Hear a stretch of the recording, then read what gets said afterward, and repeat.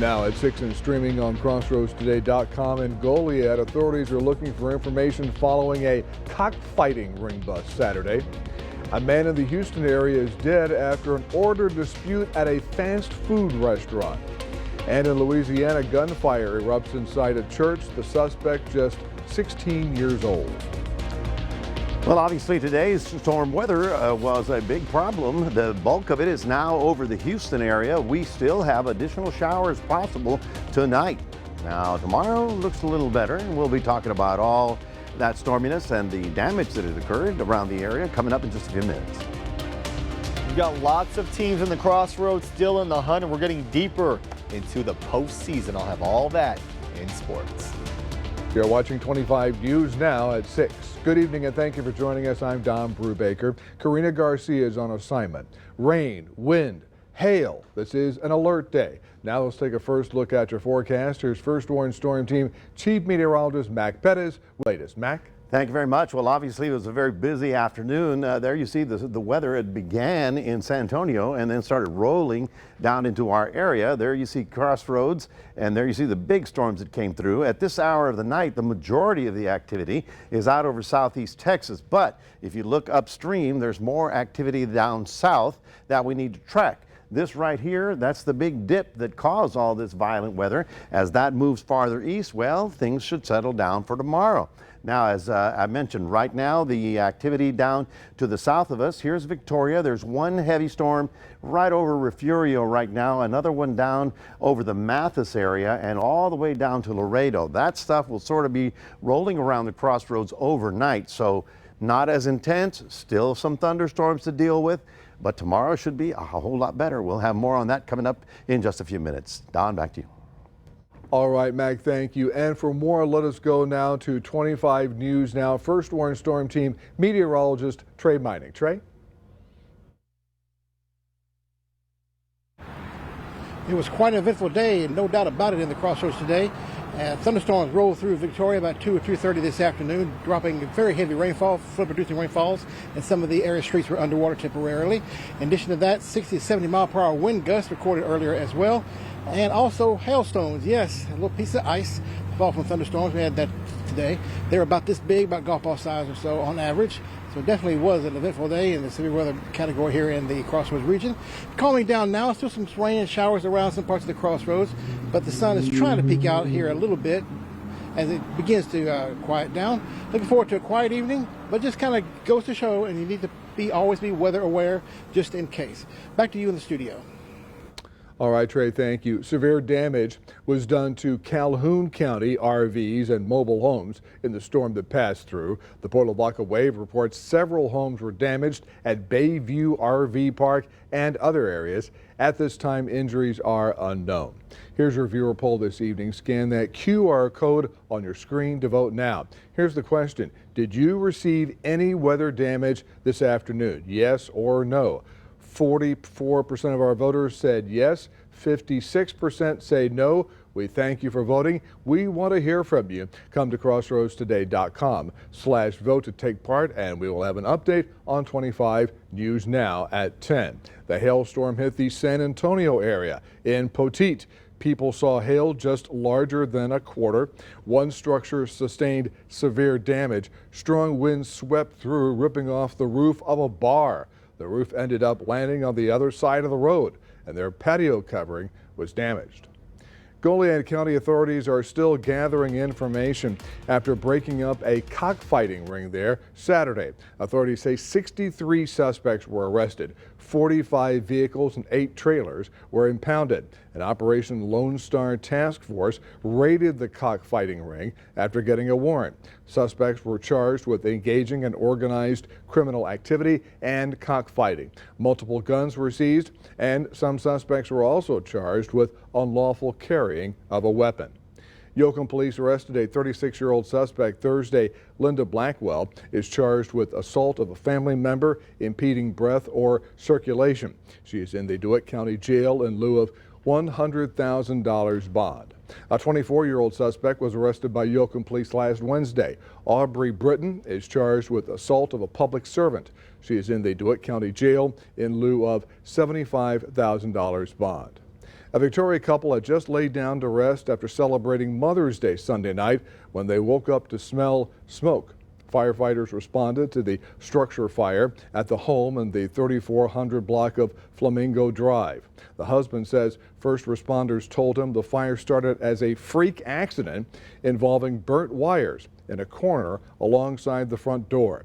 Electricity to the home had to be shut down and the house sustained smoke damage in the attic. The American Red Cross arrived shortly after 3:50 in the morning to assist the couple with temporary housing. A Houston man is charged with murdering a customer at a fast food restaurant who intervened in a dispute over an order. Authorities say Anthony Landry entered the restaurant earlier this month, demanding a refund. Store managers said Landry became irate and called some employees racial slurs. One customer stepped in to defend the employees. The two men started arguing. Police say Landry took a gun from his vehicle, followed the man inside, and shot him multiple times. The customer died on the scene. For most people, their church is a place of peace and safety. But in recent days, frightening accounts of close calls between congregations and armed suspects are making headlines. The latest case to capture national attention is in Louisiana. A warning that viewers may find some images disturbing. It was a morning of communion and song at St. Mary Magdalene's Catholic Church in Abbeville, Louisiana, Saturday. And then suddenly, chaos in the sanctuary. Father Nicholas Dupree and the deacon next to him taking cover behind the altar amid the screams of parishioners and reports that a teen with a gun had entered the back of the church. It was there that congregants confronted the armed teen and escorted him back outside, holding him until Abbeville police officers arrived, according to a church statement. We did apprehend a young man. He is in custody. He is in the police custody. I'm hurt. I'm angered. The terror of those moments staying with several church members. This is a society problem, not a local problem. Potential gun violence also threatened members of this church in North Braddock, Pennsylvania recently. It was 1 week ago that a man pointed a gun during a live stream service at Jesus' Dwelling Place Church. He was tackled seconds later by a fellow church member and the pastor restrained him. I'm thankful to God that I'm still here because he definitely pulled the trigger. The suspect in this case faces multiple charges, including attempted criminal homicide. In Louisiana, no one was injured, and the teen involved has been charged with terrorizing and 2 counts of possession of a firearm by a juvenile, confirmed police. A positive outcome to a potentially much more tragic encounter. I'm Laura Aguirre reporting. In the Pennsylvania case, the suspect, Bernard Polite, was held without bond after an arraignment last week and was scheduled for a preliminary hearing today. Staff members for indicted Democrat Congressman Henry Cuellar of Laredo are leaving in droves. CNN reports only about 3 of 4 full-time employees are left at his D.C. office, and they are all trying to leave. This comes after Cuellar and his wife were charged with accepting nearly $600,000 in bribes from 2 foreign entities. Cuellar has said they are innocent of the allegations, and he vowed to continue his bid for re-election in November. A candidates forum for the GOP State Representative District 30 runoff is tonight in Cuero. The DeWitt County GOP is hosting the forum with both candidates, former Victoria Mayor Jeff Bouknight and former Jackson County Sheriff A.J. Louderback. The forum will be at 6:30 at the Cuero American Legion Hall, 310 South Esplanade Street. 25 News Now anchor Karina Garcia will have more on the forum tonight at 10. And remember to subscribe to our YouTube channel, Crossroads Today. Hit the like button and click the notification bell. Then you can see Crossroads Today on YouTube. Stay with us. A graduation ceremony for nursing students ended in chaos. Coming up on 25 News Now at 6, how one university in our nation's capital plans to move forward. Also ahead, a new COVID-19 variant could cause a summer surge of cases. We have those details next.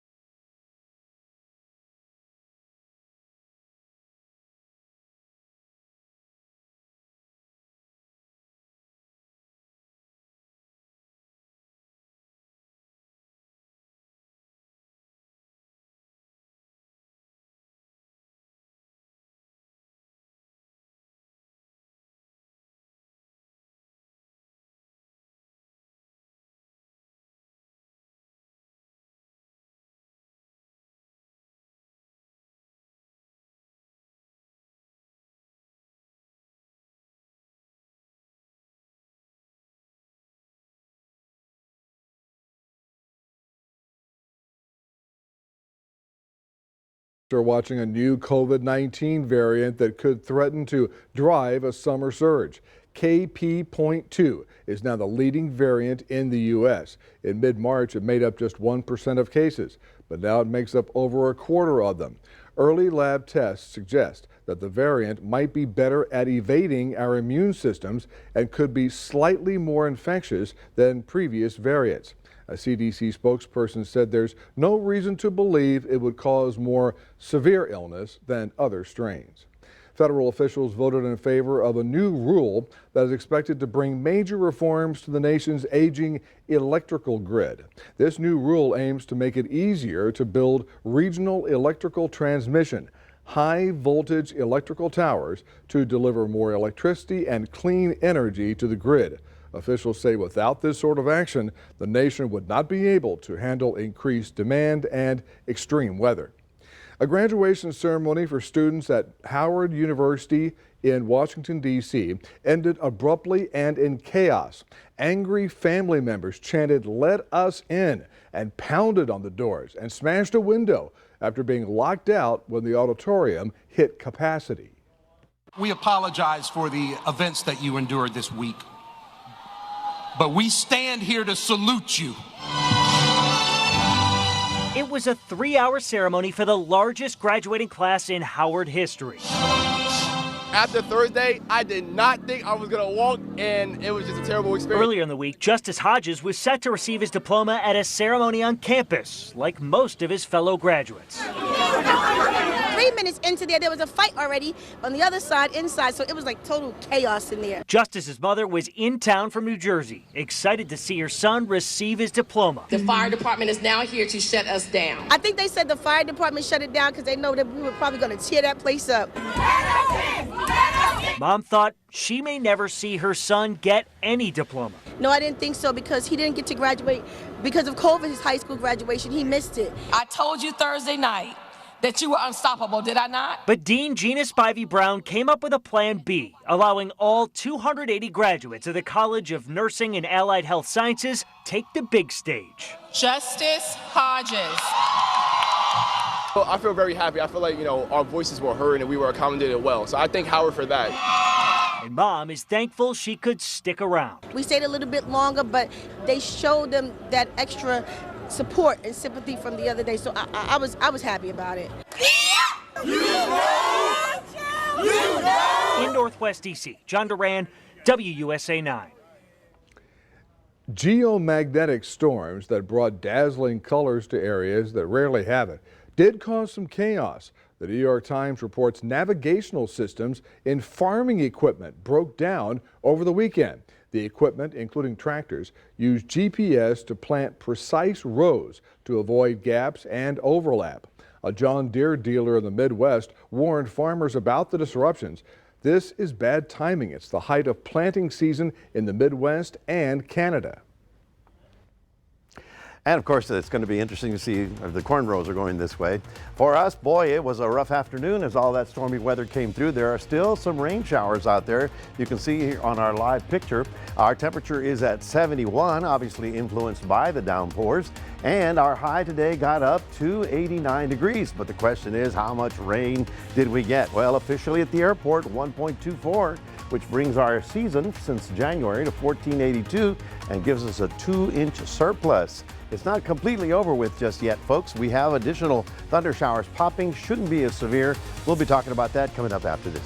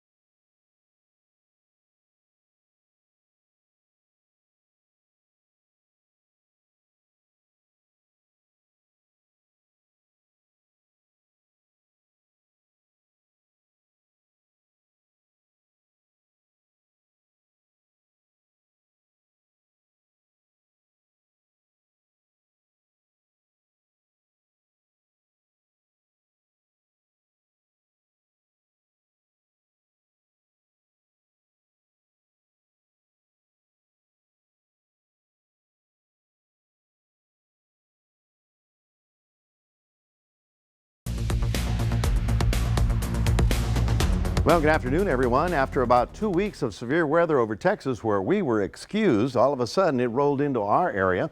It all began west of San Antonio and then rolled toward the coast. You can see all that stormy weather headed to the northeast, as a matter of fact. In fact, you can almost take it from Highway 59 in Laredo all the way to Houston. Let's zoom in out a little bit. I want to show you this is the reason for it. We talked about it last week. It's the last cold storm. It's dropping down. That's what's causing this northeast wind, and that's when the storms get so tall they get caught up in the upper wind and they become sailboats. So here is what's happening right about now. Heaviest stuff is now moving offshore near Beaumont and Galveston, but to the south of us, now here's Victoria. Here's Rockport, down there near Mathis and heading into Corpus. We've got a couple of big thunderstorms. Also some activity down near Alice, and it still get heavy all the way down to Laredo. So if they're coming on southeast winds, you can pretty much track them moving up into the crossroads later tonight. The good news is the sun going down, they won't be as severe. Second good news is it got close enough to the coast to ingest warm air, lift that freezing level, and eliminate the concern of the hail. Now, you saw what we had earlier today. We continue under the severe thunderstorm watch here in yellow, including Victoria, and all the counties down south toward the Rio Grande are under that watch because the heaviest stuff is now down to the southwest of us. However, you just remember it's going this direction, so it's not over completely just yet, although we do get a nice little break. This was in Hallettsville. As you can see, lots of trees down by the 70-mile-an-hour winds, and we all saw the quarter-size hail in and around the area, thanks to Emily Torres for sending that in. And it helps that she put the quarter right next to it and that she identified it herself. That's a very good thinking right about there. So here is the amount of rainfall that we had. And as you zoom into Victoria County, you can see areas to the south got the heaviest stuff, up to 1-2 inches of rain. And now a lot of that moving northeastward. There's the significant rainfall that occurred in the county. So it was a good rain, minimal damage, minimal hail, but all of these spots that you see are a local storm report. So in our area, we got the high winds. You can see them here in Gonzales, the strong winds down in the B County area. And of course, the hail for us, strong winds. And you know, we're going to have to go look at Port Lavaca. A lot of people calling in or sending information that there was a tornado. We haven't confirmed that, but there was quite a bit of area that was damaged. So they're going to have to take a good look at that. But apparently, you know, Port Lavaca did get hit fairly strong with not only the winds, but the rain that came through. Now, the main area of concern is right about here, and you can see how that's today, which was right on the money, and that's tomorrow. That's even better because it looks like tomorrow we may not be in this mood for severe weather. Now, with all the moisture on the ground, a little bit of heating, getting up into the 90s, we may see a couple of little pop-up showers in the afternoon, but the big stuff, fortunately, will be moving offshore, and certainly the system that created it, that I showed you at the beginning, that one is pulling out. So a little bit drier weather, well, aloft. Here at the surface, quite humid tomorrow as we get up into the 90s, and that humidity will pop a few little isolated afternoon showers, mostly driven by heating. So what about the rest of the week? Well, we do get a break on Wednesday, pretty certain about that, but looks like Thursday, Friday, we'll have another surge of severe weather rolling through Texas. We'll see if it clips our corner as we get on into it. That's your 7-day forecast, reminding everybody to scan our QR code and put that on your phone. We'll toss it over to Don. Mac, thank you. Zach Brown has your sports. And Zach, we had a Victoria team playing for a state championship today? Well, we've got one that is going to a state championship game. That game's going to be tomorrow, and we've got the matchups for some other area softball and baseball teams coming up in sports.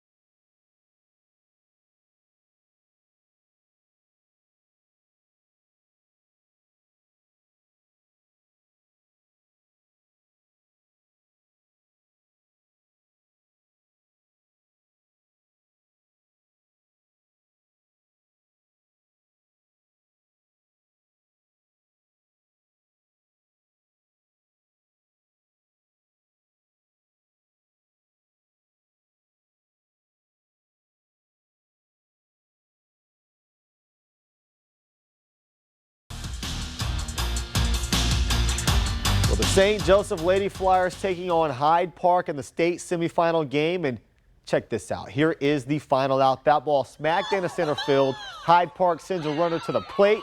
Center fielder Gianna comes up with the throw. Jasmine applies the tag at the plate. St. Joseph wins 10-1. They are headed to the state championship game. They're waiting to see who their opponent will be. That game will be Tuesday, May 14th at 10:30 a.m. Here in the Crossroads as well, we've got the Victoria East Titans able to take their series against Sharyland in 3 games. The Titans moving on to the regional quarters. They will get Brownsville Veterans Memorial. Game 1 will be Friday at 7 p.m. Saturday will be Game 2, and Game 3 will be immediately after Game 2 if necessary. These games will all be at Cavness Stadium in Corpus. Another big series. It's going to be Ganado versus Shiner. These two are district rivals. They were both competing for that district championship. Now they get another crack at each other. First game will be Thursday, 7 p.m. Game 2 Friday, and Game 3 would be Saturday if needed. These games are all here in Victoria at Riverside Stadium.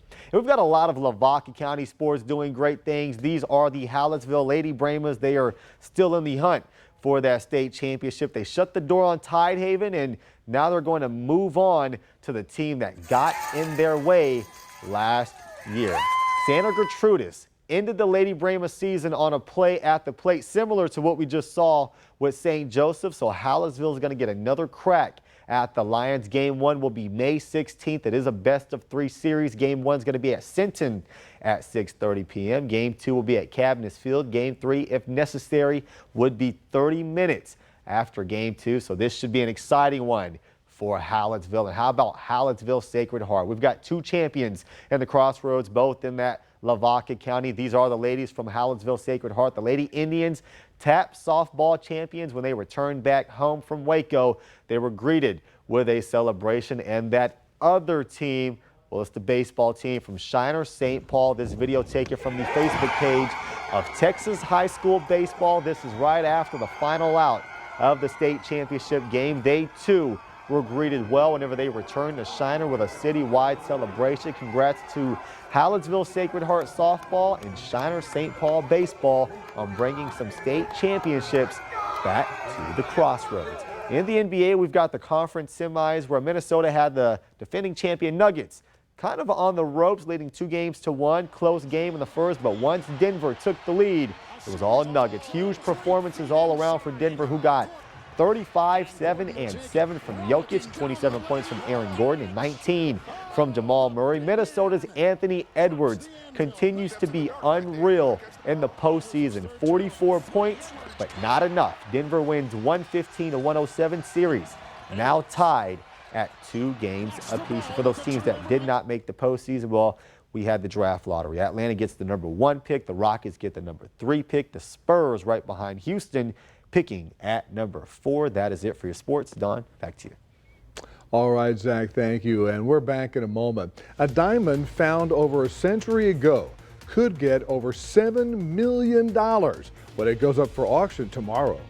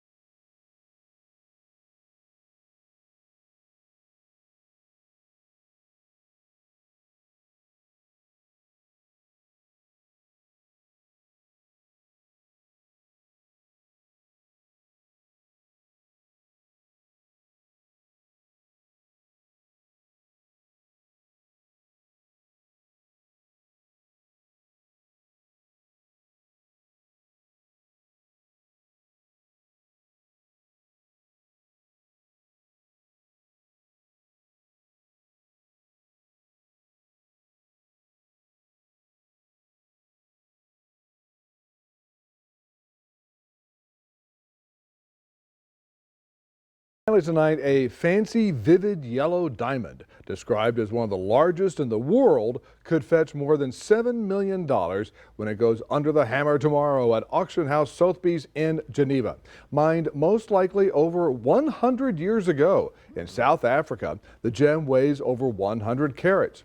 It's the first time in 30 years it will appear in an auction. Now, the stone was repolished 20 years ago, losing a carat, but gaining in degree of color saturation. Ooh. And also gaining in money, and also gaining a couple of million. Dude, where do people find these diamonds at, man? You find one of them, you're rich for life. Oh, I'm telling you, oh yeah. my goodness. I wouldn't take it, you know, it's kind of orange, yellowy. Okay. It's not shiny, you know.